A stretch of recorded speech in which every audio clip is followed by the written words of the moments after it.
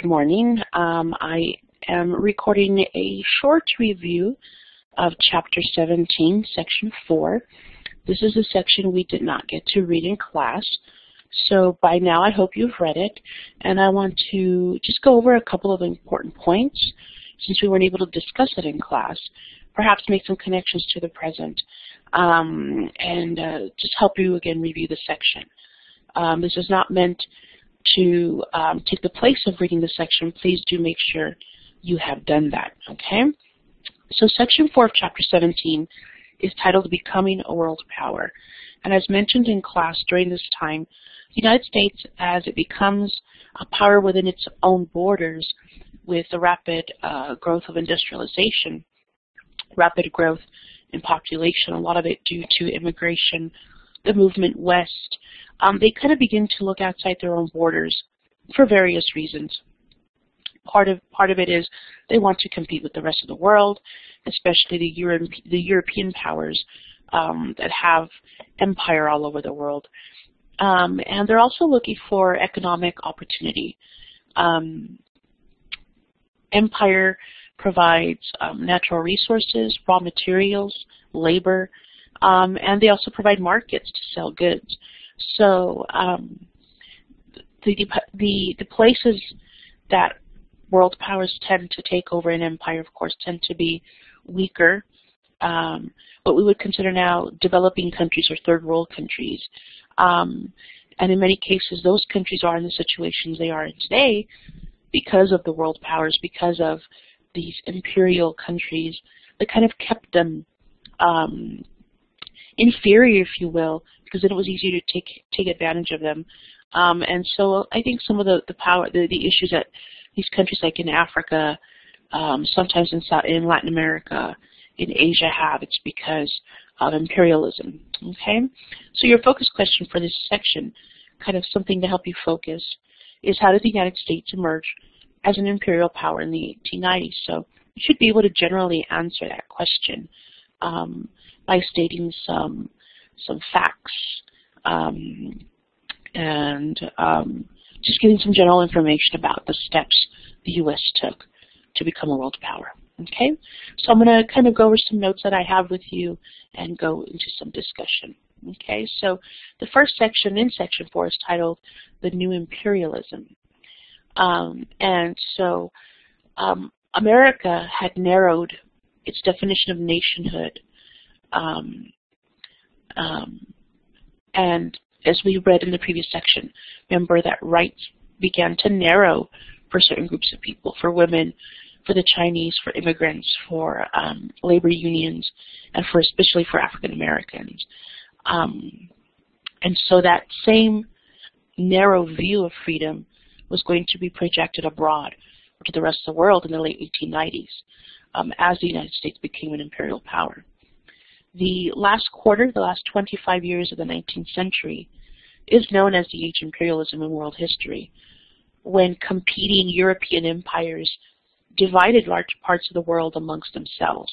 As you can see in the map there, everything in the kind of like dark green belongs to Belgium, everything in the light green belongs to Great Britain, purple France, yellow Portugal, the United States, you can see their imperialism, Spain, Japan, Germany, Italy, the Netherlands, and some of the countries that are in white have become independent by 1900. So you can see about half the world, almost more than half of the world, was controlled by these major powers in the world. Okay. During this period, the United States was considered a second-rate power, and it was not included in imperial competition, nor was it included in imperial diplomacy. Diplomacy means when countries talk to each other and try to work things out. They didn't talk really to the United States with regard to imperialism because the United States really wasn't a player in that. And although large land-based empires, for example, like the Russian Empire, the Ottoman Empire, or even the Chinese empires, and you had overseas empires like Britain, France, and Spain, dominated much of the 19th century. After 1870, a new imperialism sprang up in the world, dominated by the European powers, and interestingly enough, Japan. Japan was also kind of a late bloomer with regard to this. And of course, that will help us lead to World War II. Belgium, Great Britain, and France began to consolidate their colonies in Africa. And Germany began to acquire more colonies in Africa. The British and the Russians intensified their struggle to control Central Asia. And all European powers competed to control parts of China.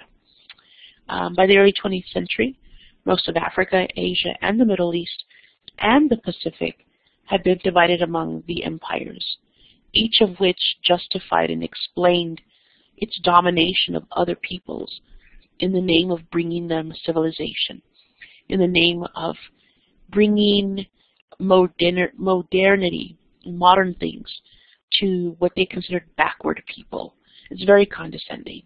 And these backward people require instruction in Western values, much like Americans were doing to Native Americans, as far as making them Christian and making them, I'm using air quotes here, white.